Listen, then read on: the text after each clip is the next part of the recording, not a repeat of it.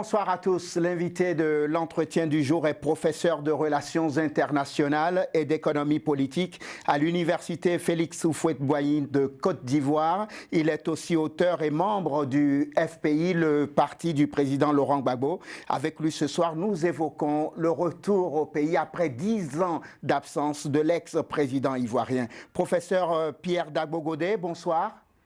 Bonsoir. Merci d'avoir accepté notre invitation et merci surtout d'être en ligne avec nous. Je sais que le temps est très court parce que vous préparez l'arrivée du président.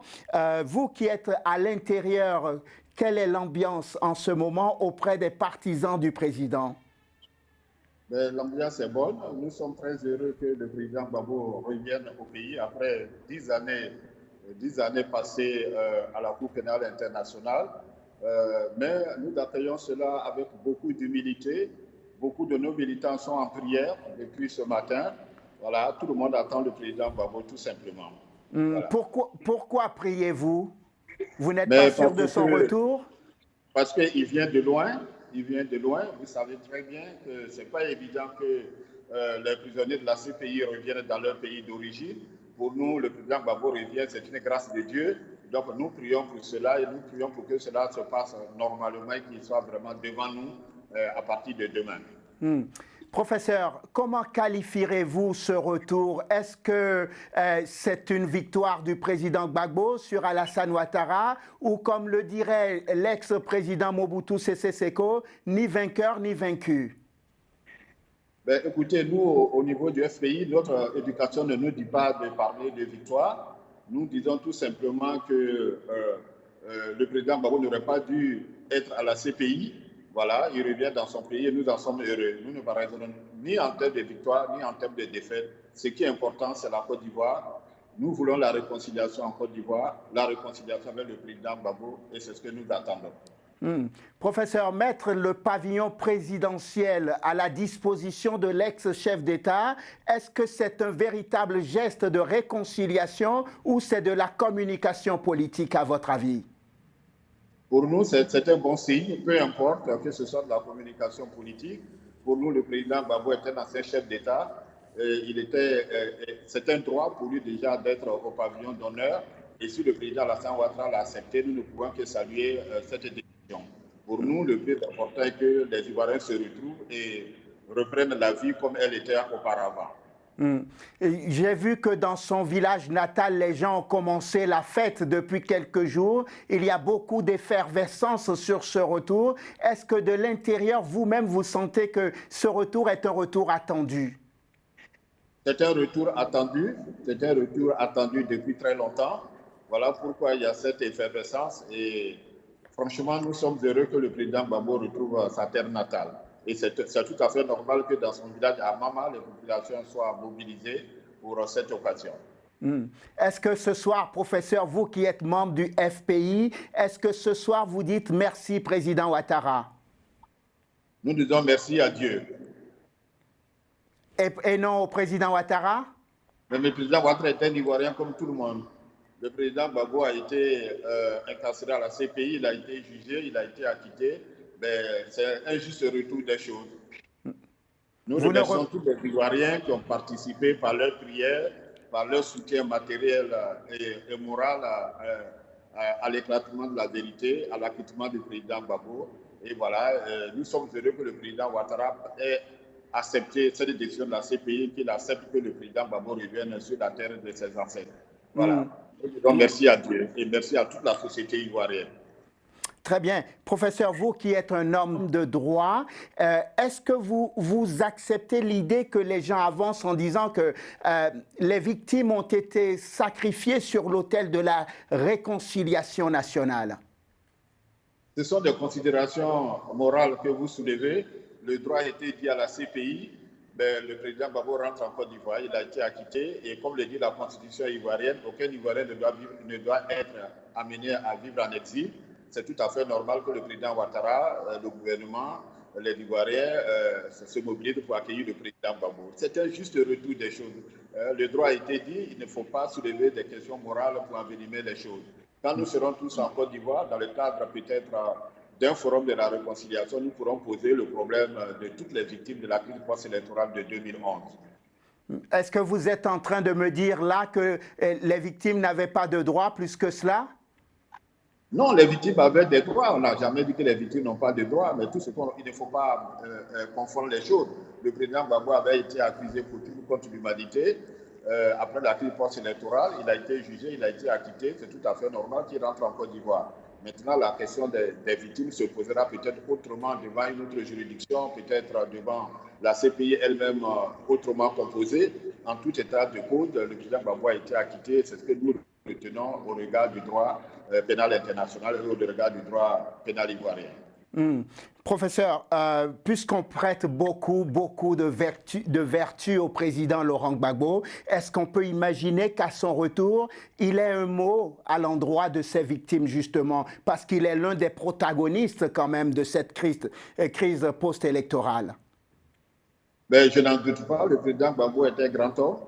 Je pense qu'il s'adressera aux Ivoiriens en toute humilité.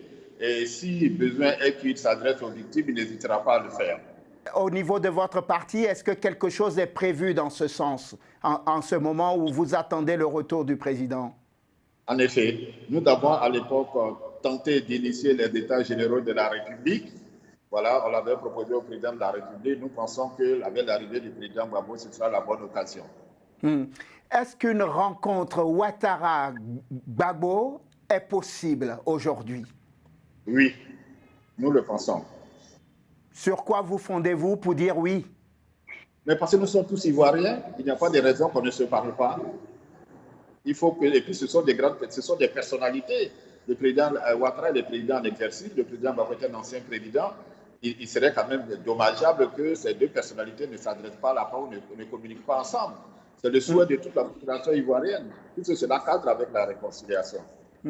Donc là, vous dites que c'est important qu'à un moment ou à un autre, ces deux fils du pays puissent se retrouver, se parler face à face. En effet, nous le pensons vivement et nous le souhaitons. Est-ce que cela contribuera réellement à la réconciliation nationale? Personnellement, j'en suis persuadé. Vraiment? Oui, j'en suis persuadé. Professeur, j'étais en train de me poser cette question sur le retour du président Gbagbo. Je me dis, il manque quelqu'un sur l'échiquier. Le président Gbagbo va rentrer, mais ils ont été deux à être acquittés par la Cour pénale internationale. Vous imaginez bien que je ne pouvais pas faire cette interview avec vous sans parler de Blé Goudé. J'ai le sentiment, on a le sentiment dans les médias internationaux qu'il y a deux poids, deux mesures. Est-ce que vous partagez notre point de vue? Non, non. Il y a un train qui cache un autre, tout simplement. Mettez-moi dans la confidence, s'il vous plaît. C'est-à-dire qu'après le président Gbagbo, ce sera le ministre Blé Goudé. Voilà. Ah, vous en êtes sûr, vous? Mais bien sûr, bien sûr. Voilà. Il n'y a pas de raison pour que nous pensions le contraire. C'est un souhait de votre part ou ce sont des informations que vous détenez? Non, non, non. C'est la juste réalité des choses. Voilà, la Constitution ivoirienne interdit qu'un Ivoirien reste en exil. Les deux personnalités ont été acquittées. Le président Gbagbo arrive peut-être en premier, mais Blé Goudé arrivera certainement dans les jours à venir. Vous êtes sûr de cette information ou vous vous dites que ce serait bien que dans le cadre de la réconciliation nationale, qu'on ne laisse aucun fils du pays à l'extérieur? C'est quelque chose de tout à fait logique et normal. Voilà, où on veut la réconciliation, où on ne la veut pas, où on veut respecter le droit, où on ne le veut pas. En tout état de cause, je vous le répète, les deux personnalités ont été acquittées. Gbagbo est arrivé en premier, Blé suivra dans les jours à venir. Aux grandes dames des victimes de cette crise post-électorale, je n'arrive pas à ne pas penser aux victimes. Professeur, pardonnez-moi, vous êtes avocat. Monsieur Parezo, ne dites pas aux grandes dames des victimes. C'est la Côte d'Ivoire qui a besoin de se réconcilier avec les victimes également. Donc, on ne peut pas dire aux grandes dames des victimes. Nous trouverons les moyens pour parler avec les victimes dans un cadre global, dans un cadre national, pour qu'on puisse, une fois pour tout, clore l'épisode de la crise post-électorale de 2011. Voilà. Donc, les Ivoiriens ont souffert dans les deux camps. Dans les deux cas, il y a eu des victimes. Donc, il va arriver un moment où on sera obligé de poser ce problème et puis essayer de de rendre justice à ceux qui ont droit et indemniser ceux qu'on doit indemniser pour que la Côte d'Ivoire puisse aller dans un nouveau contrat social. En tout cas, nous le croyons et nous le souhaitons.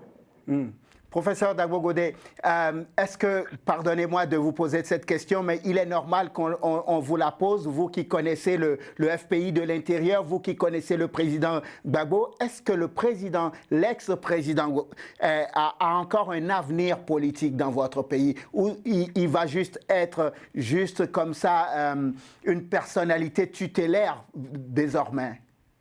Écoutez, je ne fais pas de la futurologie, je ne fais pas de la politique fiction. Ce qui est sûr, Gbagbo est un animal politique, mais ce sera à lui d'aviser. Ça, c'est une décision personnelle. Mais pour nous, au niveau du parti, au niveau de la Côte d'Ivoire, il a encore un rôle à jouer. Soit il joue le rôle de sage pour booster les jeunes à sa nouvelle vision, soit lui-même il décide de s'engager. Mais ça, ce sont des décisions personnelles sur lesquelles je ne voudrais pas m'étendre. Oui, vous-même personnellement, si on vous demandait votre avis, si vous étiez consulté par le président Gbagbo et qu'il vous dit Pierre, est-ce que tu penses que je peux rester encore dans la politique? Vous lui répondez quoi? Je dis rien. Je pense que c'est une question qui me dépasse. On ne l'a pas vu depuis 10 ans. On ne peut pas savoir ce qu'il pense. Aujourd'hui, on ne sait pas ce qui est dans sa tête. Nous voulons tout simplement le rencontrer, le voir, échanger avec lui. Et là, on pourra répondre à votre question.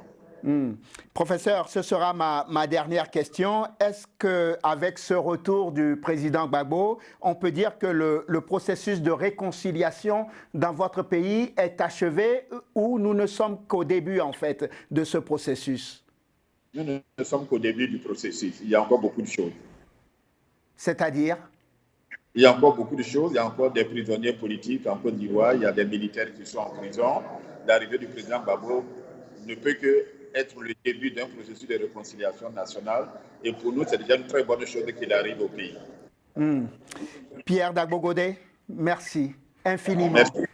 Je rappelle que vous êtes professeur de relations internationales et d'économie politique, membre du FPI, le parti du président Gbagbo. Merci d'être venu dans l'entretien du jour, évoquer avec nous le retour imminent du président Gbagbo en Côte d'Ivoire après 10 années d'absence. Merci infiniment.